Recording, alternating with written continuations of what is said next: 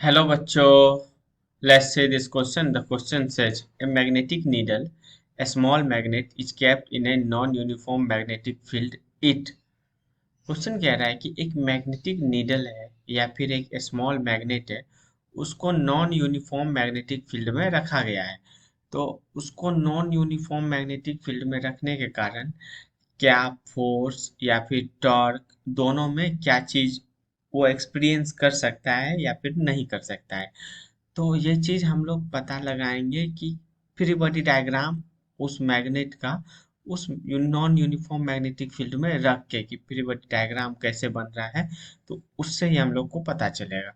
तो इस क्वेश्चन का जो की कॉन्सेप्ट हो गया, की कॉन्सेप्ट वो हो गया free body diagram of free body diagram free body diagram of magnetic needle magnetic needle placed in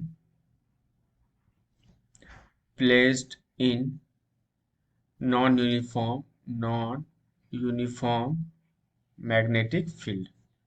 ठीक है, ये इसका हो गया क्या की कॉन्सेप्ट कि जो मैग्नेटिक नीडल को है नॉन यूनिफॉर्म मैग्नेटिक फील्ड में जब रखेंगे तो उसका फ्री बॉडी डायग्राम बना लेंगे, तो उस बेसिस पे इसका क्वेश्चन बन जाएगा। तो अब आते हैं फ्री बॉडी डायग्राम बनाते हैं। तो देख लो, मान लो कि ये एक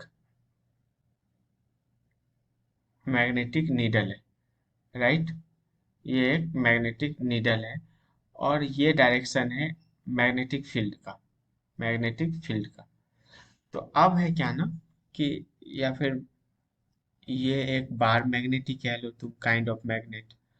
और ये एक बार मैग्नेट हो गया और ये मैग्नेटिक फील्ड का लाइंस हो गया।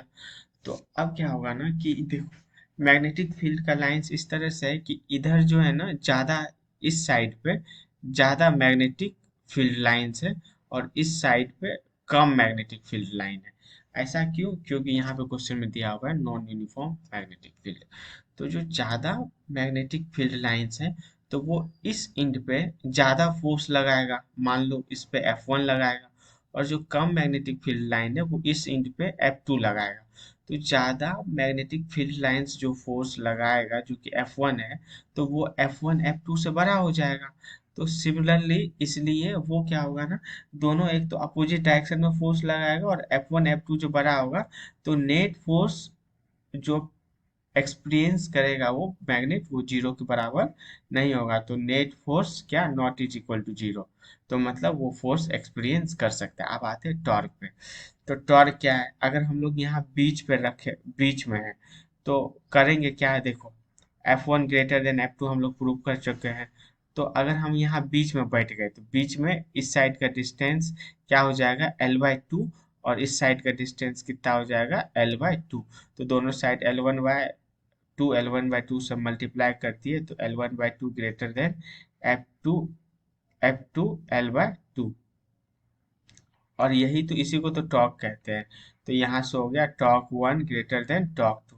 तो मतलब कि वो एक टॉर्क भी एक्सपीरियंस कर सकता है। मीन्स यहाँ इस इक्वेशन से हमको ये पता चला कि नेट टॉर्क जीरो नहीं है, तो इसका मतलब वो एक टॉर्क भी एक्सपीरियंस कर सकता है।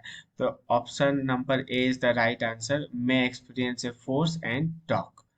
Hope you understood it well, best of luck.